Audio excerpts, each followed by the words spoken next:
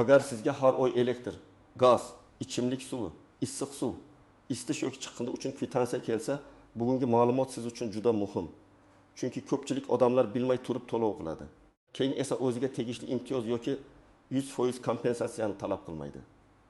Men bugun sizga qaysi holatlarda bu olti kvitansiyani to'lamaslik aniqrog'i, ularni davlat kompensatsiyasi yoki imtiyoz orqali qoplatish mumkinligini tushuntirib beraman.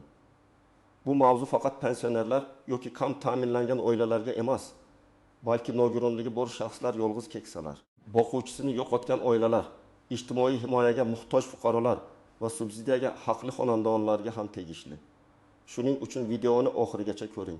Hozirning o'zida kanalga obuna bo'ling, like bosing. Chunki bunday ma'lumotlar ko'p odamning pulini asrab qoladi. Avval qanday edi?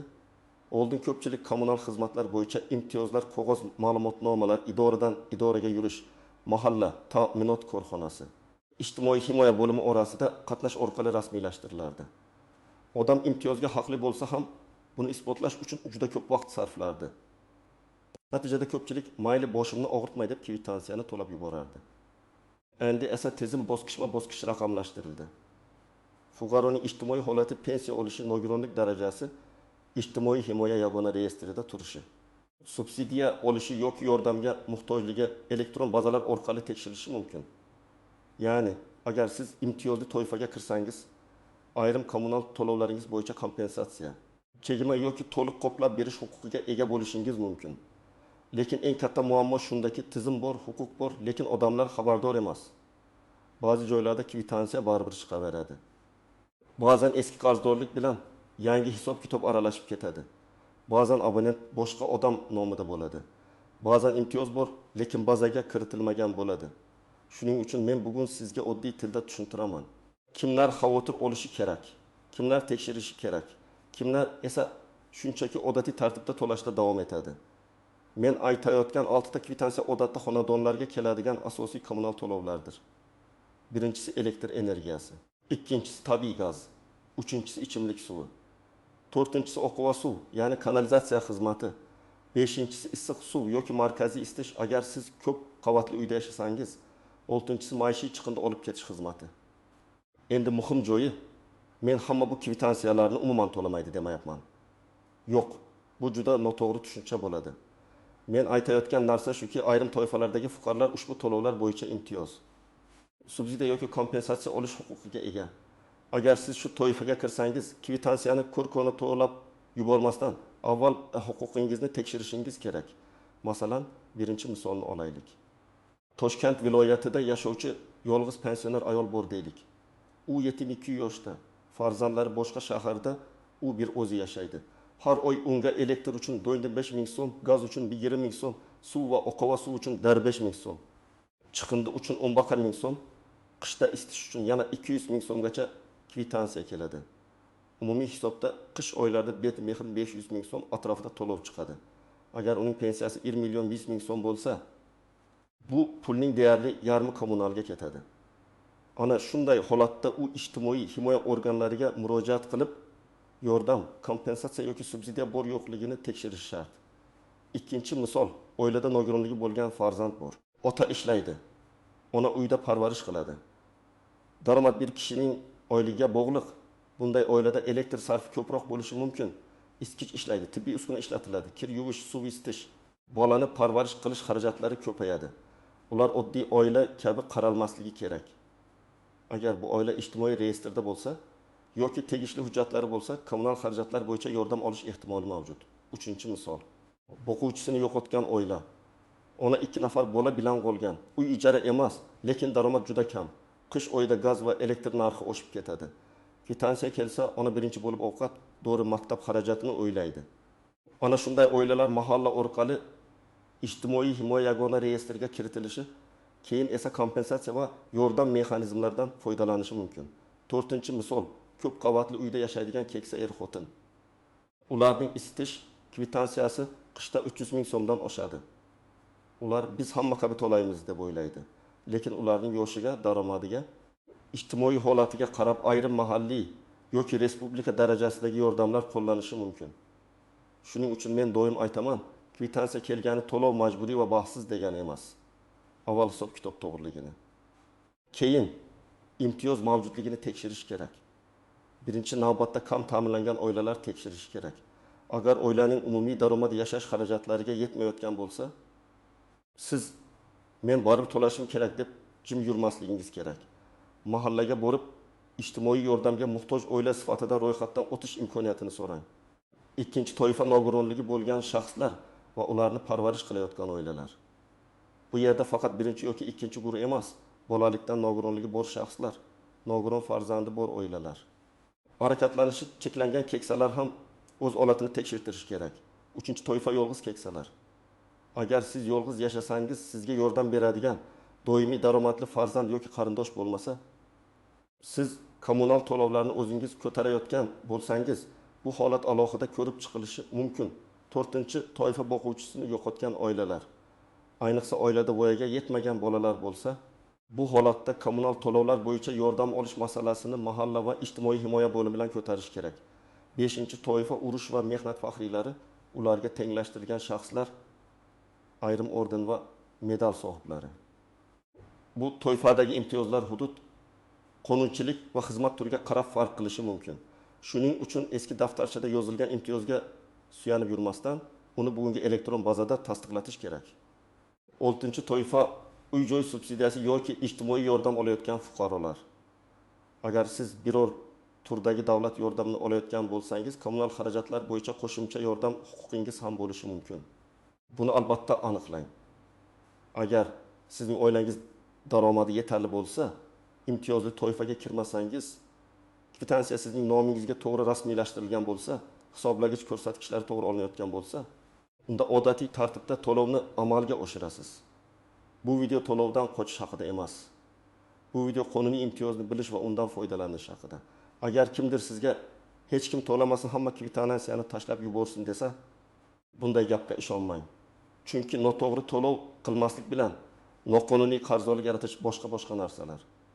Men sizga faqat qonuniy yo'lni aytyapman. Huquqingizni tekshiring, hujjat topshiring, kompensatsiyani rasmiylashtiring. Hisob kitobni talab qiling. Eng ko'p uchraydigan birinchi muammo abonent boshqa odam nomida bo'ladi. Masalan, uy otaning nomida, lekin u vafot etgan. Uyda esa onasi yoki farzandi yashayapti. Kvitansiya hali ham vafot etgan odam nomiga keladi. Bunday holatda imtiyozni rasmiylashtirish qiyinlashadi. Chunki bazada xizmatdan foydalanuvchi va imtiyozga haqli shaxs mos kelmaydi. Shuning uchun birinchi ish abonent ma'lumotlarini tartibga keltiring. Ikkinchi muammo qarzdorlik eski davrdan qolgan bo'ladi.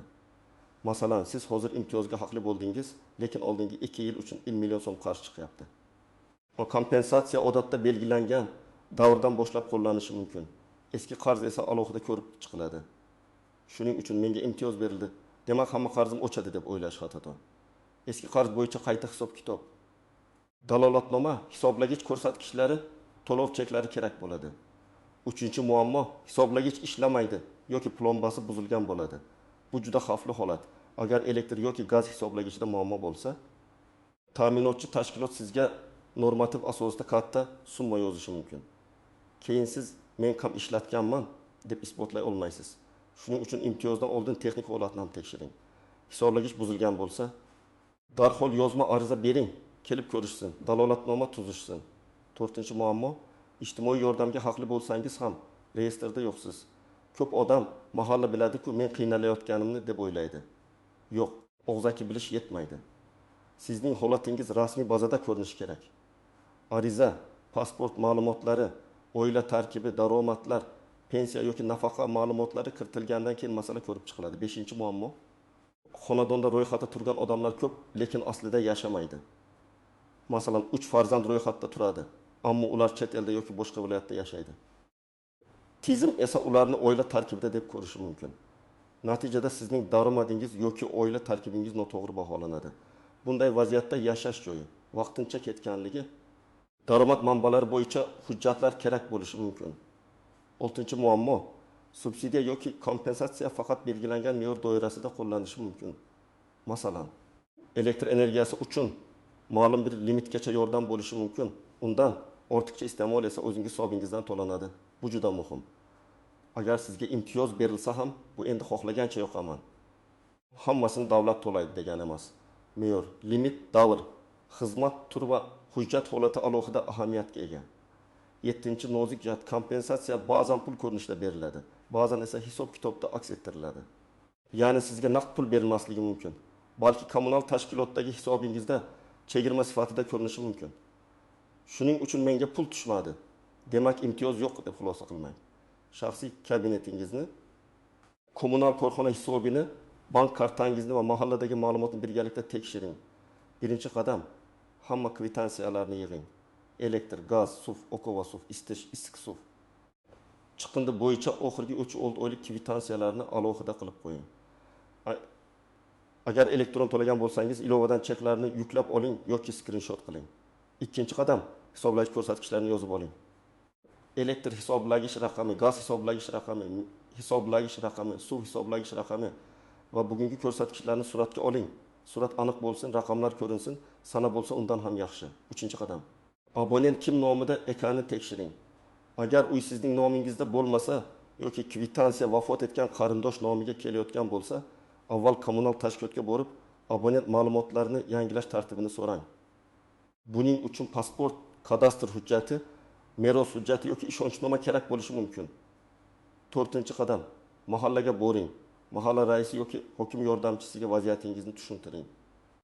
Men kommunal to'lovlar bo'yicha imtiyoz yoki kompensatsiyaga haqliligimni tekshirtirmoqchiman deb aniq ayting. Faqat yordam kerak demang. Aynan kommunal xarajatlar bo'yicha ijtimoiy himoya mexanizmini so'rang. 5-qadam. Ijtimoiy himoya bo'limiga murojaat qiling.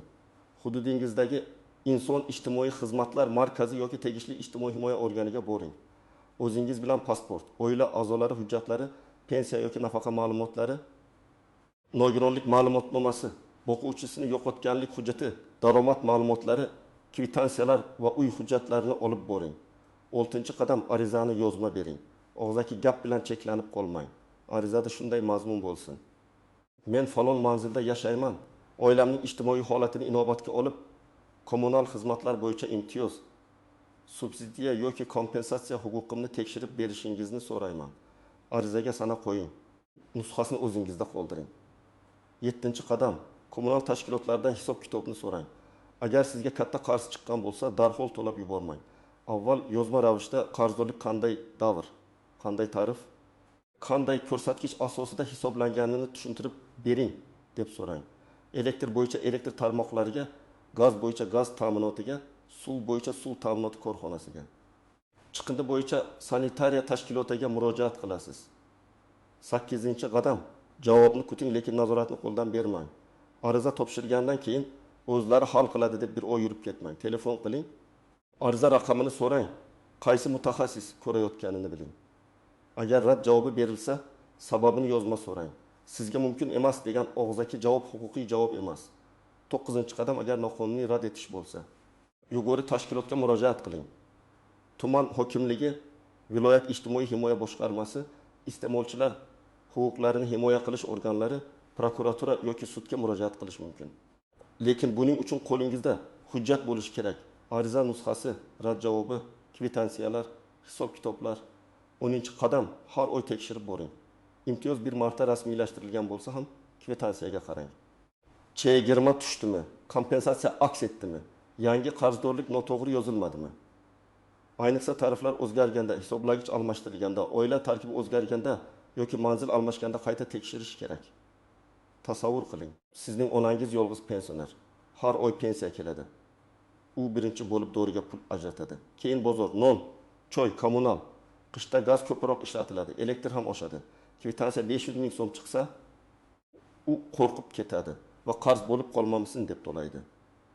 Lekin u aslida ijtimoiy himoya orqali yordam olishga haqli bo'lishi mumkin. Agar siz farzand sifatida uning hujjatlarini yig'ib mahallaga olib borsangiz, ijtimoiy holatini tekshirtirsangiz, kamida qisman kompensatsiya rasmiylashishi ehtimoli bor. Bu har oy 300 ming, 200 ming, ba'zan undan ham ko'proq tejash degani. Bir yilda bu 20 milliondan 2 million so'mgacha pul bo'lishi mumkin. Yana bir vaziyat, oila elektr uchun juda katta to'lov olyapti. Ular darhol narx oshib ketdi deb o'ylaydi. Aslida hisoblagich ko'rsatkichi noto'g'ri kiritilgan bo'lishi mumkin. Masalan, 1200 o'rniga 1200 kiritilgan. Farq katta. Shuning uchun kvitantsiyani ko'rganda faqat summaga emas, ko'rsatkichga ham qarang. Agar xato bo'lsa, darhol surat bilan murojaat qiling. Keyin imtiyoz masalasini ham alohida ko'taring. Hech qachon kvitantsiyani shunchaki yirtib tashlamang. Hech qachon menda imtiyoz bor ekan deb rasmiy javobsiz to'lovni to'xtatmang. To'g'ri yo'l shunday. Avval huquqni aniqlaysiz, keyin hujjat topshirasiz. Keyin rasmiy qaror yoki tizimdagi tasdiqni olasiz. Keyin kompensatsiya yoki chegirma qanday qo'llanayotganini tekshirasiz. Agar siz haqiqatan ham imtiyozga haqli bo'lsangiz, bu sizning tilanishingiz emas. Bu sizning qonuniy huquqingiz. Davlat ijtimoiy himoya mexanizmlarini shuning uchun yaratadi. Og'ir ahvoldagi odam elektr, gaz, suv va isitish to'lovlari sababli yanada qiynalib qolmasin. Lekin bu huquqdan foydalanish uchun faol bo'lish kerak. Hujjat yig'ish, murojaat qilish, javob talab qilish, hisob kitobni tekshirish kerak. Bugun men sizga eng asosiy narsani tushuntirdim. Elektr, gaz, suv, oqova suv, isitish yoki issiq suv va chiqindi bo'yicha keladigan 6 ta kvitantsiyani ko'r-ko'rona to'lab yubormang.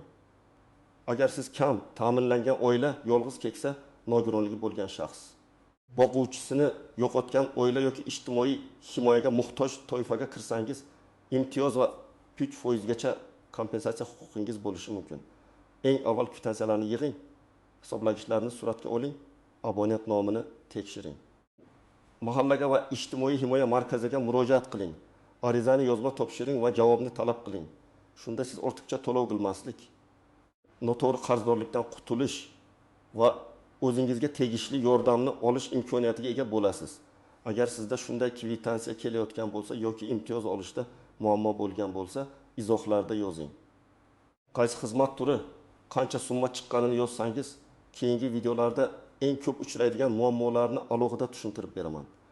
Videoga like bosing, kanalga obuna bo'ling va bu ma'lumotni ota-onangiz, qo'shnilaringiz, pensioner tanishlaringizga yuboring. Chunki bir odam bilsa, faqat o'zi foyda ko'radi. 1000 odam bilsa, 1000 ta oila ortiqcha to'lovdan saqlanadi.